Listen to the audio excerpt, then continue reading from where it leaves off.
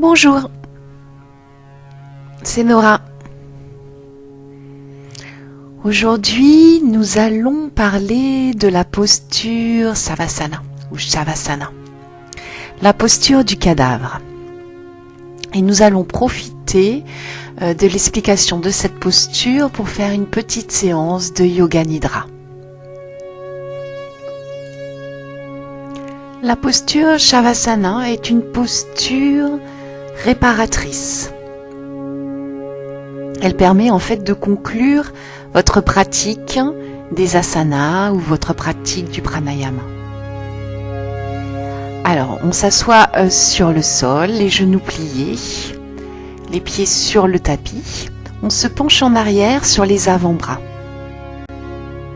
On va soulever légèrement le bassin du sol pour pouvoir bien le pousser en arrière, bien le mettre en rétroversion. On va reposer le bassin sur le tapis en rétroversion et on va allonger la jambe droite et la jambe gauche en poussant les talons vers l'avant. On va tendre les bras vers le plafond perpendiculairement au sol et basculer légèrement les bras sur le côté pour élargir les côtes et placer bien les omoplates à plat sur le tapis. On relâche les bras sur le sol en les inclinant uniformément par rapport à la ligne médiane du torse et on tourne les paumes de main vers le plafond. On fait bien attention d'avoir l'arrière du cou complètement relâché et pour ce faire on peut pousser un petit peu le crâne vers l'arrière avec nos mains. Voilà, on est dans la position Savasana, la position du cadavre, avec le bassin bien en rétroversion et le cou, la nuque complètement relâchée. Il est essentiel dans cette posture d'avoir un corps placé dans une position neutre, c'est-à-dire bien droit suivant la ligne médiane. Alors maintenant qu'on a vu la position Shavasana, on va pouvoir se préparer pour notre séance de Yoga Nidra. Alors dans cette même position, on peut positionner un petit coussin sous la tête. Et on peut également positionner un traversin ou un coussin sous les cuisses afin d'éviter à notre dos de se cambrer et de garder bien toujours notre bassin en rétroversion. Je vous conseille également de prendre une couverture pour éviter d'être gêné par le froid. On dit que Shavasana est l'asana le plus facile à réaliser, mais le plus difficile à maîtriser. Le défi, en fait, durant cette posture, est de maintenir la conscience sans effort. En effet, un état profond de conscience tranquille est assez différent du sommeil, qui est une expérience courante dans cette posture. Dans Shavasana, le corps est complètement au repos et son métabolisme est libéré des exigences de la lutte contre la gravité, ce qui permet de pratiquer l'exercice de respiration le plus difficile de tous, qui est d'être pleinement conscient mais sans contrôler les mouvements de notre respiration naturelle. Car lorsque l'on est conscient de notre respiration, d'une certaine manière, nous modifions son rythme naturel. Et lorsque nous ne sommes pas conscients de notre respiration, cette respiration va être prise en charge par le système nerveux autonome et par des habitudes inconscientes. La juxtaposition de la conscience active et de l'abandon au mouvement naturel de la respiration rend possible la prise de conscience puissante que le véritable abandon est un acte de volonté.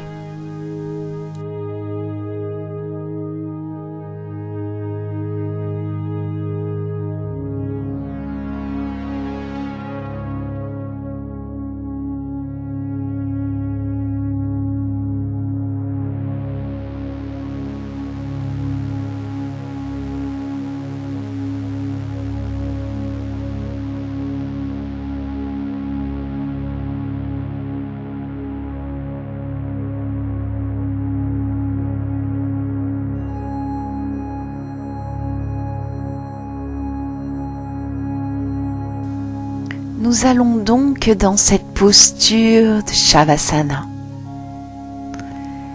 garder notre respiration naturelle et rester concentré sur cette respiration sans la modifier, sans toucher à notre cycle respiratoire. Sans forcer sur l'inspiration ou sur l'expiration. On se relâche, on laisse notre respiration naturelle se mettre en place et on va observer cette respiration en portant notre attention sur le mouvement de notre ventre. Comment, dans cette posture de Shavasana, notre ventre se gonfle à l'inspire ou se dégonfle à l'expire.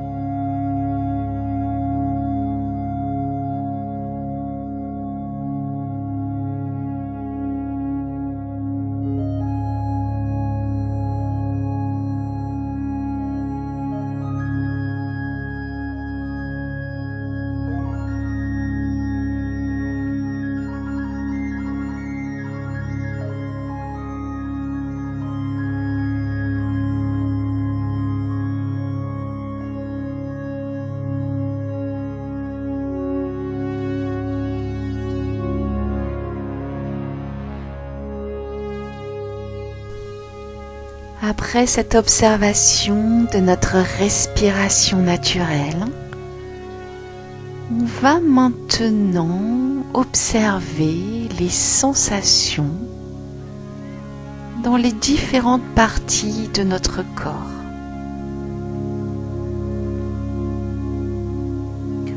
On va tout d'abord observer les sensations au niveau de nos orteils. Quel type de sensation on peut retrouver au niveau des doigts de nos pieds? Est-ce que l'on observe des picotements? Est-ce que l'on observe des fourmillements?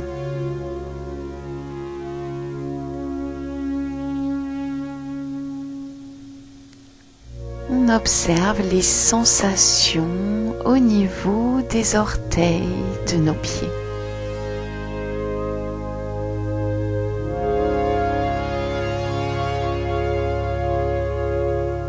Après cette observation, on fait en sorte que les orteils de nos pieds se détendent et se relaxent.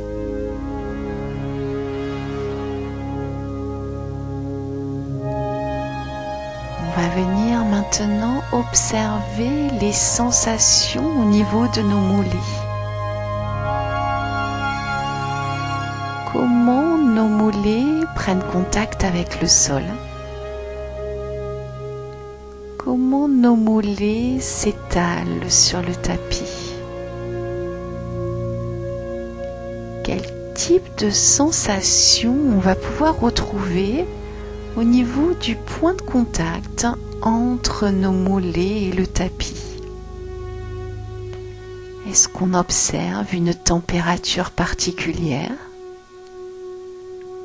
Est-ce qu'on observe une pression spécifique au niveau de ce point de contact entre nos mollets et le tapis?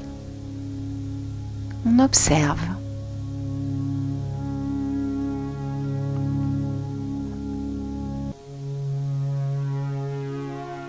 Et après cette observation, on fait en sorte que nos mollets se détendent et se relaxent.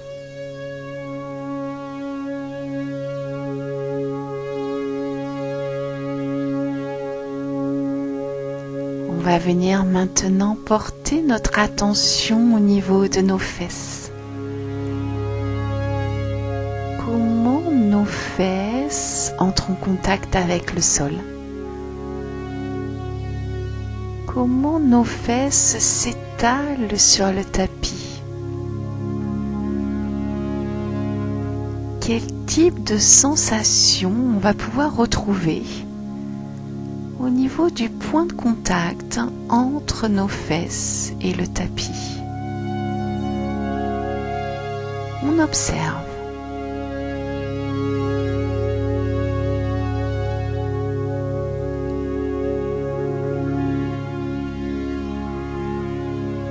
Et après cette observation,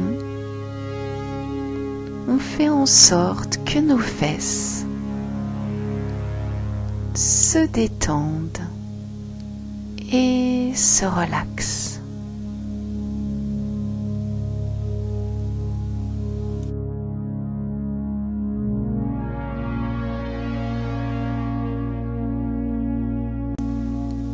On va venir maintenant porter notre attention au niveau des doigts de nos mains.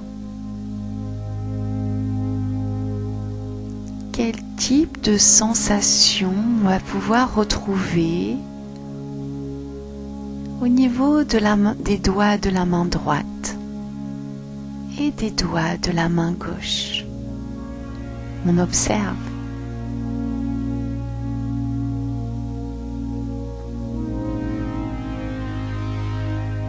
Et après cette observation,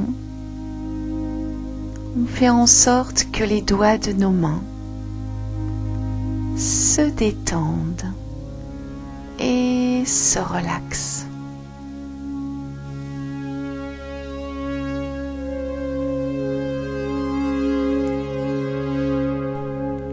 On va venir maintenant porter notre attention au niveau de nos avant-bras. Comment nos avant-bras prennent contact avec le sol? Comment nos avant-bras s'étalent sur le tapis? Quel type de sensation on va pouvoir retrouver au niveau du point de contact entre nos avant-bras et le tapis? On observe.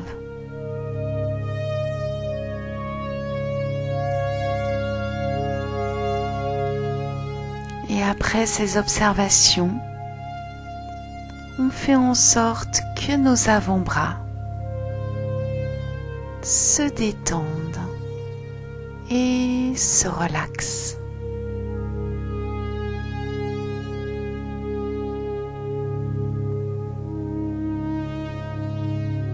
On va venir maintenant porter notre attention au niveau de nos épaules. Comment nos épaules prennent contact avec le sol? Comment les omoplates s'étalent sur le tapis?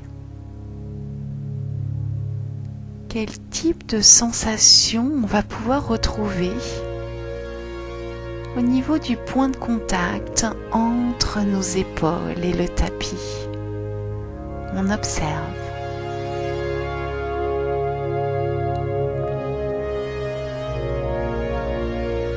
Et après cette observation, on fait en sorte que nos épaules se détendent et se relaxent.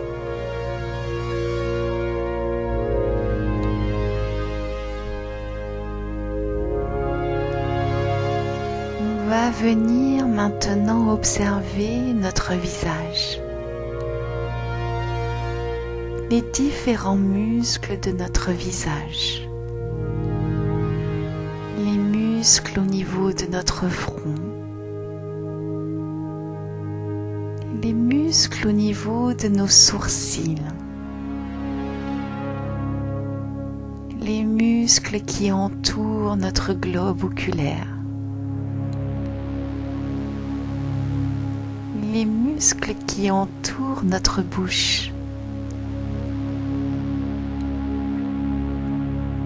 Quel type de sensation on va pouvoir retrouver au niveau de ces différents muscles de notre visage? On observe.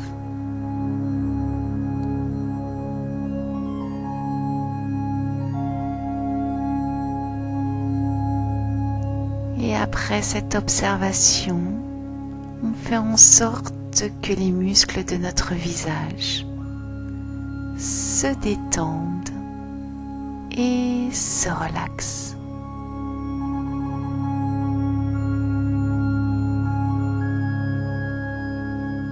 On va venir maintenant observer notre langue. Est-ce que notre langue est en contact avec notre palais?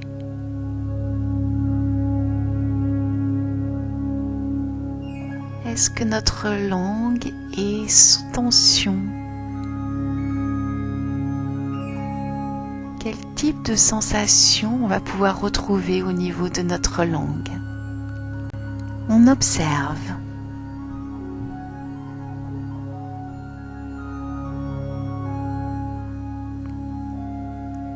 Et après cette observation, on fait en sorte que notre langue se détache du palais, se détende et se relaxe.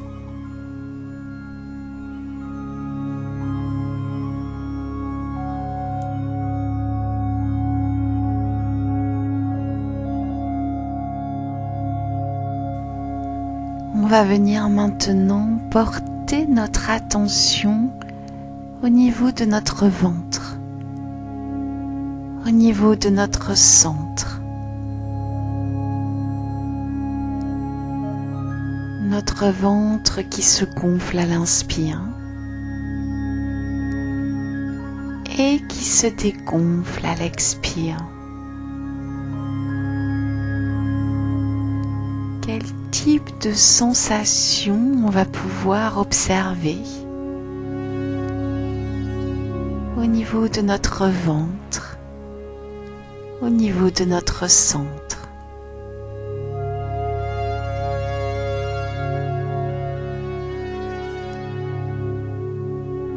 Est-ce que l'on observe des sensations de chaleur au niveau de notre ventre?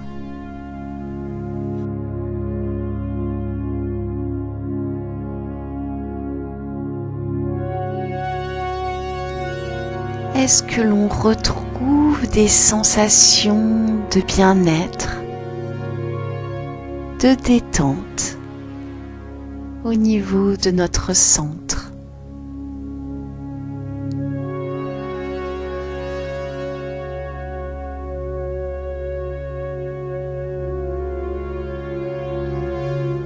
Est-ce que l'on observe des sensations de sérénité et de paix au niveau de notre centre, au niveau de notre ventre qui se gonfle à l'inspire et se dégonfle à l'expire?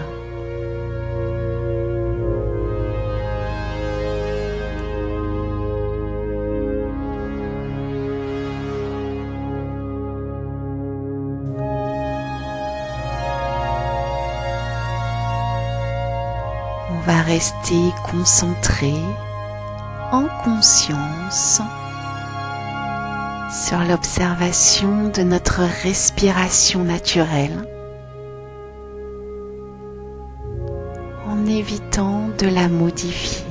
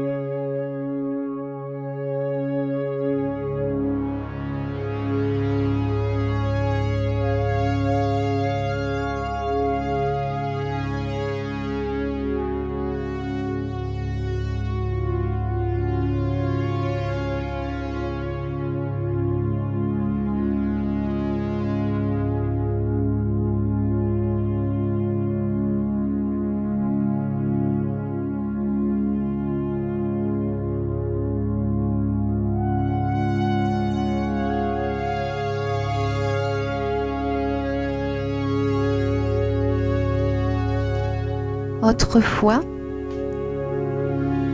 tous les humains étaient des dieux,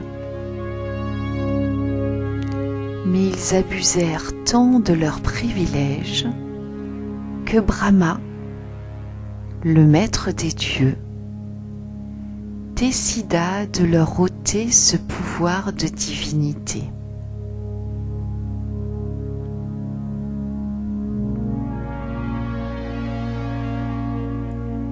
Brahma organisa donc un conseil pour décider d'une cachette qui soit impossible à déceler.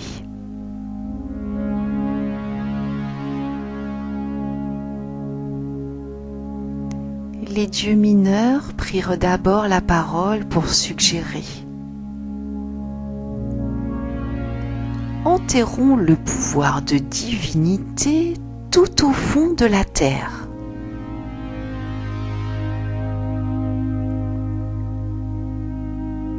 Mais Brahma répliqua: je vois que vous ne connaissez pas bien la curiosité de l'homme. Il fouillera, il creusera, et un jour il finira par le trouver.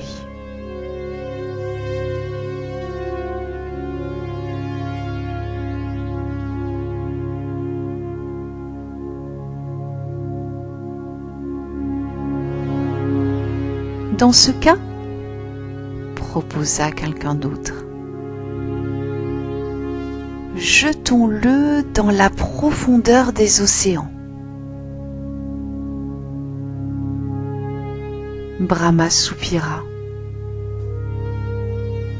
Je connais trop bien les hommes. Tôt ou tard, ils iront explorer le fond des océans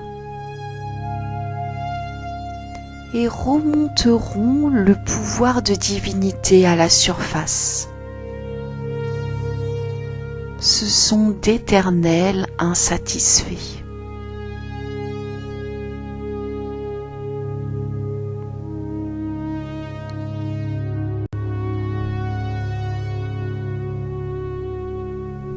Les dieux mineurs ne savaient plus que dire.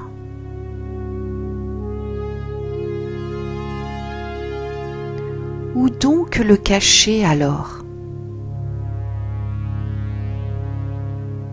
Car si nous t'en croyons, il n'est pas d'endroit sous la terre, dans le ciel, ou au fond des mers que les hommes n'atteindront un jour.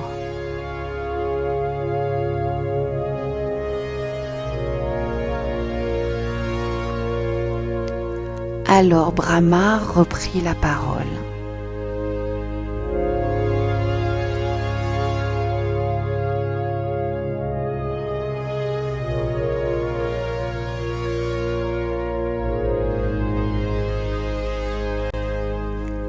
Voici ce que nous ferons.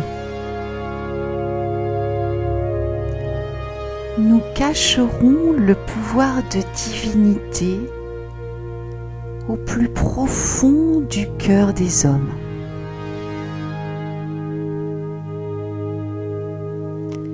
Car c'est le seul endroit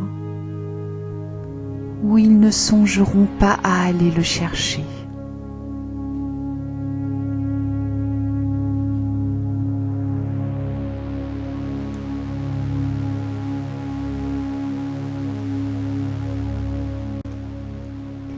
Et depuis ce temps, l'homme a fait le tour de la terre. Il a creusé, il a exploré, il a fouillé le fond des mers à la recherche de quelque chose qui se trouve en lui-même.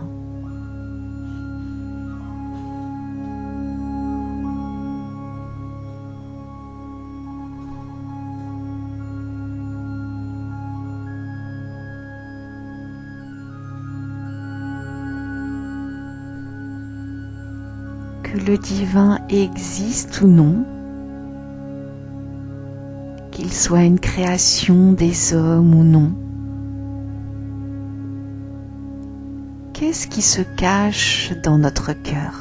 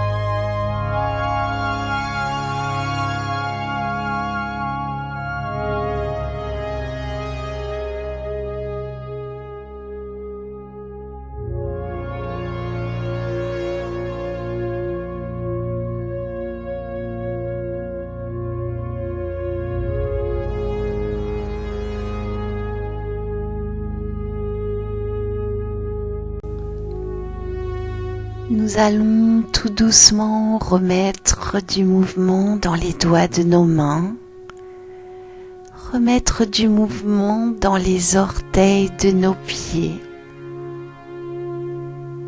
faire passer tout doucement les mains au-dessus de notre tête pour nous étirer.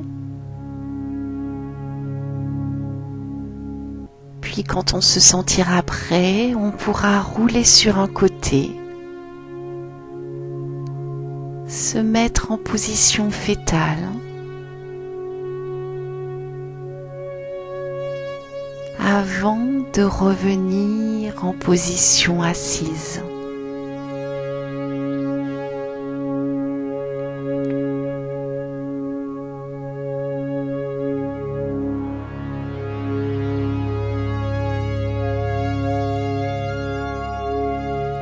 Je vous souhaite une magnifique journée. Namasté.